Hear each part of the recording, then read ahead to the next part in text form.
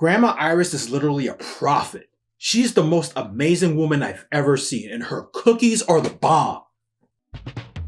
Be sure to like this video and subscribe to stay tuned and show support for the channel. What up? VSD here, coming at you live. And I just watched the movie Final Destination Bloodlines, and we have a special guest. Now, go away. Please and thank you. Normally I'd say that in order to understand this film you would need to know about the original material, but you don't have to for this film.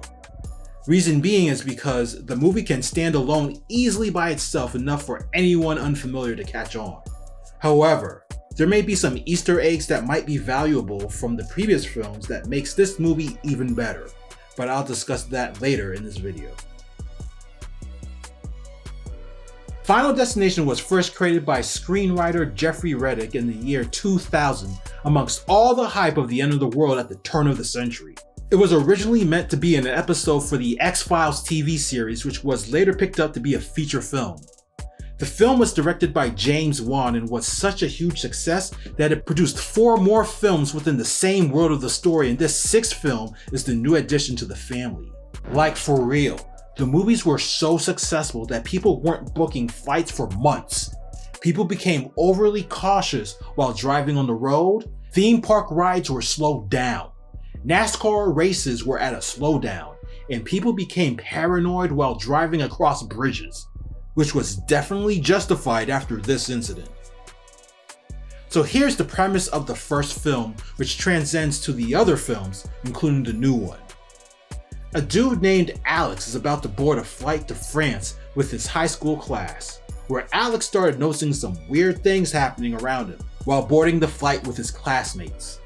Eventually everyone gets on board, and once the flight takes off, weird shit starts happening to the plane, and there is an explosion due to an engine failure, and people start dying one by one until Alex is the last one left. Then the unthinkable happens. Alex comes to while sitting in the passenger seat of the aircraft and thinks he just had a dream, but started witnessing the same events takes place from his vision. That's when he knew that his vision was a warning and that everyone was going to die on the plane. Alex caused such a ruckus that some of the classmates and a teacher left/got kicked off the plane with him. They stay in the airport planning to take the next flight to France due to this crazy ass student, but they end up witnessing the plane explode in the sky before their eyes, and everyone's looking at Alex like he's a prophet. A funeral is held for those who died on board Flight 180, which is ironically named, and Alex, although being the savior, is burdened with whether he has a gift or was just lucky. Alex would soon realize that the Grim Reaper, aka Death, this unseen force of nature, is not pleased with Alex messing up his plans and is now on a mission to hunt after every survivor, killing them in the order they should have died in the first place. Alex messed with Death's plans by observing the signs of its pattern, and must do so again if he's going to save the survivors of Flight 180. The second film takes off after the end of the first film, where a new event occurs where the survivors have to rely on Alex's friend Claire to assist them after she committed herself to a psychiatric ward for safety after Alex's death. The third film takes a different turn of events involving a roller coaster, which was 5 years after the first film. The fourth film involves a raceway incident, and the fifth one is the prequel to the first one, where the survivors end up boarding Flight 180, witnessing Alex and the future survivors leave the plane. So in essence, it is the fourth film which was the latest in the movie's timeline. Until now. This film was actually well crafted, as it should be. When you are diving into a bunch of visual effects and special effects, you've got to make it look good and real. The general rule I've noticed in gory horror films is that the human body becomes 10 times more fragile, like their bones are made of cheddar cheese or something like that. Crab singles, oh my god. So with a movie like Final Destination, the death scenes have got to look good and make sense.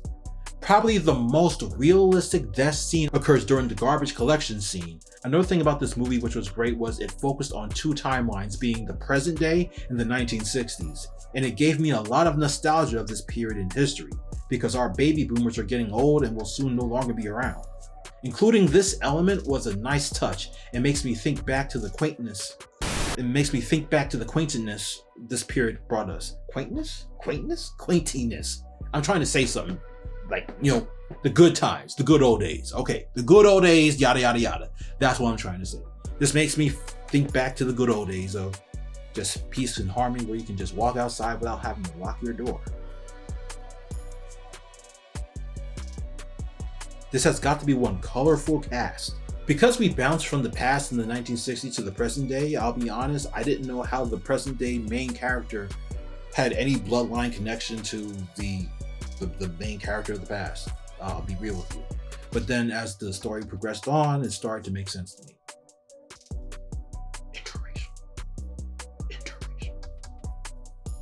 Interracial. Stop. Caitlin Santana Joanna, if I'm saying that correctly, who plays the role of Stephanie Reyes, doesn't have a lot of film roles, but her portrayal in this movie was very believable as our main character in the present timeline. Breck Bassinger, who plays as the younger version of Stephanie's grandma named Iris, was a great choice for the main character of the past. Breck's portrayal of Iris with her boyfriend Paul was very touching, and I got a very warm connection with that character, because you want to root for her. And no, it's not because she's blonde and that I like blondes. So stop. Just stop. Okay, stop. It's not because she's a blonde. Damn, but she does look fine. I'll stop. When you observe the character interactions in the past and present timelines, you get a contrast of a warm atmosphere from the past with a much colder atmosphere in the present amongst the family and other characters. Even observing the elderly in the present timeline makes you wonder about their connections to Iris's timeline, and I like that added little element to the story. My favorite character though was Stephanie's cousin Eric, played by Richard Harmon. He was the comedic light needed to this dark story, and he brought a lot of energy to his role, which was amazing to see. Our story opens up in the 1960s with a gorgeous blonde, I'll stop, named Iris, who is being driven in a car blindfolded by her boyfriend Paul to go to the grand opening of a new restaurant called the Skyline. They arrive, make it to the top of the tall ass building being held up by like a fucking toothpick, and managed to sneak in after a homie's best buddy who worked in the restaurant got fired and failed to secure Paul's reservation. Damn, way to let him down. We later learned that Iris is expecting a child, and after a lot of foreshadowing elements, go away! Please and thank you. Paul proposes to Iris, and she says yes. Yeah, you go girl, get that! Oh, I'll stop. And Paul learns he's gonna be a daddy and not a baby daddy, if you know what I mean.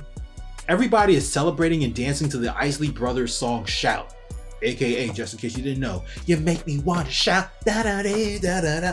That's all. And then you see the wildest death sequence I've ever laid my eyes on. Paul falls to his death. Half the building is gone and everybody is on fire, including this black kid's mom, who was a singer that briefly befriended Iris, but fortunately her child is still alive. Iris manages to rescue him, but they collapse and are only being held up by Iris's wedding ring, held between two steel bars. Mind you, Iris is holding the boy in her hands, and because gravity is coming down at 90 degrees, her finger slips out of the ring and they plummet to their death, but it was only a dream. Stephanie's dream. I'm just a girl. Let me stop. Stephanie has been having this crazy ass dream for 2 months straight for every night, and she is on the verge of losing her scholarship and dropping out of college. As she wakes up one night in order to not further annoy her roommate, she decides to go home to look into this dream, and the woman named Iris that we learn later is her grandmother. At home, her dad knows very little about anything relating to Iris. Shocks the fuck out of me. The mom, aka Iris's daughter, is absent in their life, and her younger brother is a skater boy getting ready to go over to their cousin's house, which Stephanie drives him to in order to learn more about Iris. Skater boy. That, yeah, exactly.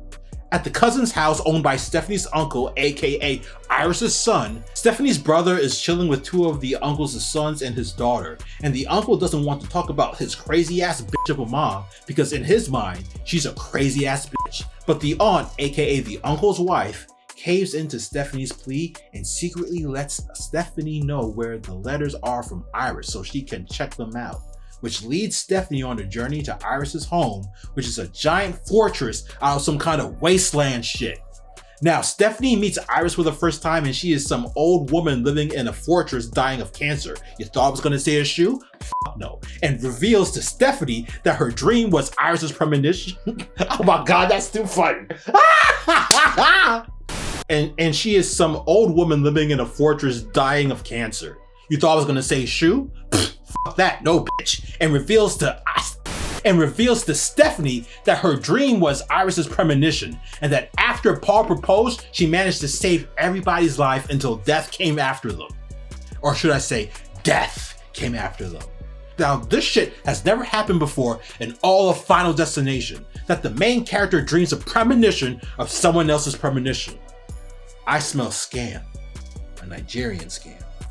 Grandma Iris takes out the Bible, and by that I mean a book that she has been updating for years on how to identify death's pattern and survive, and wants to teach it to Stephanie. But she would have to stay here in this maximum security zone, and she does not want to do that because she got a life to live, ironically. Stephanie walks out, and as Grandma Iris walks after her, she senses death in motion. Okay, stop that! Please and thank you. And makes a sacrificial play and gives Iris her book after walking outside, where she then tells Stephanie to take a step back and then she will believe. Where Iris is then killed. You should have seen this scene. There was blood everywhere. Stephanie is covered in blood, screams, and one of Iris's last words stays with her. That after Iris dies, death is going to come for her family to finish what he had started years ago. It's just because the survivors were never meant to have children. After Iris's funeral, where Stephanie's absent mom shows up after years of being away, God knows where she was. I mean, she wasn't getting milk. You technically make the milk right here. I'll stop. Stephanie still has the book Iris gave her on her mind. The uncle days later holds a barbecue for the family, and Stephanie's mom shows up and Death is doing his thing in the background. Stop. Will you stop? What the fuck? While this is happening, Stephanie is starting to see the pattern of death as glass breaks, which causes her to go to her uncle's house. Stephanie arrives and witnesses Death's plan in motion, as her uncle steps on a shard of glass, falls back, and his skull gets eaten alive by a lawnmower. Damn, that's why I hire people to do my landscaping shit. After her uncle's funeral, Stephanie gathers the family to try and make sense of these deaths that happened after Iris. And she pulls out a graph and flowchart from the book and reveals that after Iris saved everyone from the skyline, that the survivors started to die, them and their children, over the years, and it was like Iris being alive managed to set Death's plan back for decades. This is how you know that this chick's thinking went to college. She pulls out a flowchart. She must be a math major, damn. This is where I realized something in the theater, and it's a theory.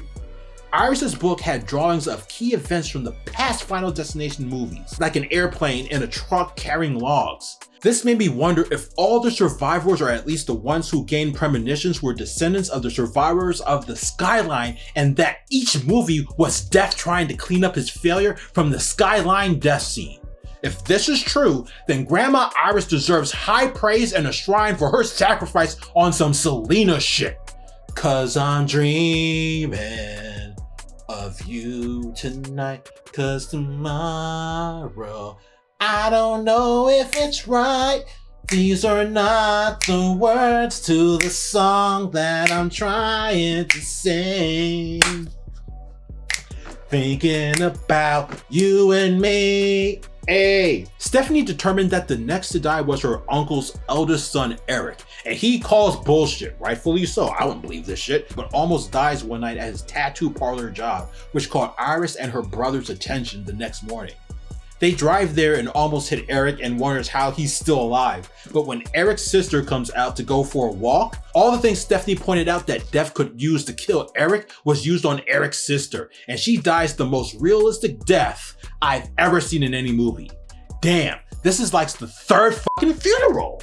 Stephanie thinks she got the order wrong, but the craziest knowledge drop occurred when her aunt broke down and admitted to having an affair. So Eric isn't blood, and the younger brother is next on the list. Upon looking through Iris's book, they find the name of the person who managed to conquer death, named JB. Can you stop? Please and thank you. And the group, minus the aunt, go to the hospital to find JB, and it's the black dude from the first film, William John Bloodworth.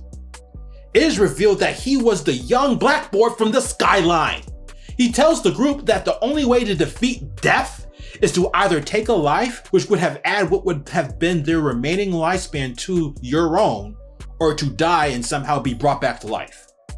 With Iris gone, JB's one step closer to being on death's hit list. Gangsta. Damn, son. But sadly, due to Eric's meddling to try and kill and bring back his younger brother, who had a peanut allergy, Eric and his half-brother dies in the most gruesome way, involving magnetism from one of the hospital's machines, after they separated from Stephanie and the others who were speaking with JB. With all hope lost, and their mom next to die, Stephanie and the others agreed to go to Iris's Fortress of Solitude, where they will be safe. Or will they? They drive the mom's RV to the fortress, and death is at work. This just sounds fucking funny. The mom has an RV. Damn, she's living in trailer parks. Do you want to take the mic for a second? Dude, let me cook. I'm on a fucking roll here, dude. Chill. Please and thank you. And they crash the RV through the steel gates, causing the belt buckle to jam with Stephanie in the driver's seat. The mom and brother head to the house at Stephanie's suggestion, but the house explodes due to a gas leak from a stove and a spark from one of the lights up on the roof. This is like some type of creative MacGyver bullshit. If you don't know who MacGyver is, just Google it. I ain't telling you shit. You got phones in the thumb, use it. The mom lifts the debris off her son, but dies by being crushed by a fallen pole. The RV is sinking and flooding next to a nearby body of water, and the brother manages to pull Stephanie out, who had drowned, who later comes to while coughing up water. Coughing up water. Okay. A few days later, Stephanie is taking her brother to pick up his prom date in the same neighborhood Iris and Paul drove through to get to the Skyline, and already I'm suspicious. One of the adults heard of Stephanie being brought back to life from drowning by her brother, but he said that you can only be brought back to life once your heart stops beating. Stephanie and her brother then knew that death was not done, and a giant ass train crashes through the houses and onto the street, causing Stephanie and her brother to run for their lives, where eventually their lives get ended due to logs crushing them from the cargo area. Alright, now you can speak, sir. God damn. I'm trying to do a fucking video, trying to do the review. I'm trying to hype you up, son. Damn, go ahead, do your shit. This death was caused by a penny that the old woman from the hospital scene picked up from the street that fell out of Stephanie's mother's purse. This penny fell and rolled out of the old woman's purse, who was in the neighborhood getting ready to buy lemonade from a bunch of kids, which got lodged into the train track crevices, which caused the train to derail and kill Stephanie and her brother. It was the same penny Iris had for decades, which was the same penny I intended on using to destroy the Skyline that a bad kid picked up from out the Wishing Well water fountain in front of the Skyline. Watch the movie closely and you'll see what I mean. Penny for your thoughts? Damn, dark as fuck. This movie doesn't have an emotional story, nor do they have any true character flaws that the characters have to overcome. In order to solve the problem of the story, which is to survive death itself, all they had to do was just notice the pattern of death's design and avoid them through trial and hopefully as little errors as possible, because just one error can go. There was no real character growth other than Stephanie and her brother bonding together through their ordeal and gaining closure through their family bloodline with Stephanie's mom, but that's really it. If I had to rate this movie, I would have to give it 3.5 stars, and here's why. Fundamentally, the movie does a great job in honoring its predecessors to tell a fresh new story off the back and the rules of the previous installments. Technically, without question, the action and death scenes are next level, and the movie was overall well shot. The acting was believable to me, although some character work on utilizing more character flaws would have enhanced the scenes more. Because having doubt that something is real is not a flaw, unless it's linked to some sort of emotional trauma. The action story was decent and keeps you guessing and thinking of what could be and what could be next. And there was no emotional story which I could gather. The one thing that didn't make sense to me though was Stephanie's dream/premonition. This was the first time that someone had a premonition of someone else's premonition. Stephanie had these dreams for 2 months straight. 2! Damn, I can't even stand fuck. And the only thing keeping her and her family alive was Iris living out the rest of her days with cancer. Had Stephanie not had the dream, then everyone would have been alive from at least 2 to 5 years at minimum, because Iris is a strong cookie. That's what I think. 2 to 5 years is fair. It's fair, right? So the real question then becomes, who was it that gave her that dream? Is it genetic or some disturbance within the Force, linked only to those descendants of the survivors of the Skyline? I believe that it was death. Yeah, death. But it could be another entity, because that dream is what led Death to begin killing again, and if the past movies had descendants of the survivors from the Skyline, then he would have been stuck on several bloodlines over the years, to then reach like Alex from the first film. But it's not limited to just their bloodline. Think about it like this. Because some people live, their interactions with the living could have led people to be born that were not meant to be born in the first place, and it does not have to be from their bloodline either. If Iris being alive connected 2 people who were never supposed to meet, give birth to someone who were never supposed to exist, then this is taking Death's plan out of whack. Perhaps that's why Eric died with his half-brother, even though Eric is not of Iris's blood. Because Iris's son met with a woman that cheated and had Eric, perhaps Eric was never supposed to exist. Because if Iris's son never existed, the woman would have never cheated and would have married someone else, thus birthing someone else entirely. That makes more sense than just saying you shouldn't cheat Death or whatever fucking bullshit that this movie tried to give me. It's safe to say now that Death's list is now up to date except for one loose end. Yo, don't look at me like that. Dude, what the fuck? Although the characters do show signs of being closer towards the end, it was only because of trauma, which I felt should have been a lot more heavy on them, because since the only people still alive is Stephanie's father and her aunt who had an affair, I would have used those 2 more, being witnesses from the outside seeing their family get wiped off the face of the earth because of Death's list. Which would have been more engaging to see, where they could have begged Death to spare their surviving children and take their lives in their place. It would have been a successful negotiation and a true testament of the parents' love for their children, which could have been the theme of the story. However, there is one thing I took away from this film, and it's that life is precious, and you only get one shot, so live it to its fullest in all that you do.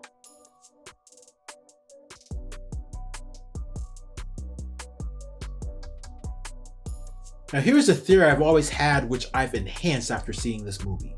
I would have made it so that the black dude that we now know as JB, aka William John Bloodworth, to be the physical manifestation of death in their world. Here's why. In the first film, he was the thematic character after Flight 180's explosion, giving Alex and his surviving friends clues on Death's behavior, where if you cheat Death, that Death will come and clean up the mistake by taking the lives that should have never existed. In the second film, the black dude helped Claire and her friends with the message of new life being able to defeat Death. If you listen carefully in the beginning of the third film, you could hear the black dude's voice in the amusement park being the voice of the devil statue for one of the attractions. Lastly, in the fifth movie, which is the prequel to the first, the black dude was the one that told the survivors that taking the life of another can add more to your lifespan after cheating Death. In each of his appearances, he always brought new nuances to the story in question as it relates to their situation. He never discloses all of what he knows, but just enough to move the story in the direction of Death's favor, cause everybody dies anyway. But Alex and I cheated Death not once, but dozens of times. The design is flawed. It can be beaten. That's why if I rewrote the film, I would have had Death be the black dude and introduce him as such, but you never know. Perhaps that's why JB worked in the morgue to learn Death's rules. Could he have taken the lies and then add them to his own? Could he have applied some of Death's rules to his own life as insurance, while gaining intel and protection from Iris? Or perhaps JB did die, but Death took over his body in order to clean up his list physically from time to time. Like some Meet Joe Black bullshit.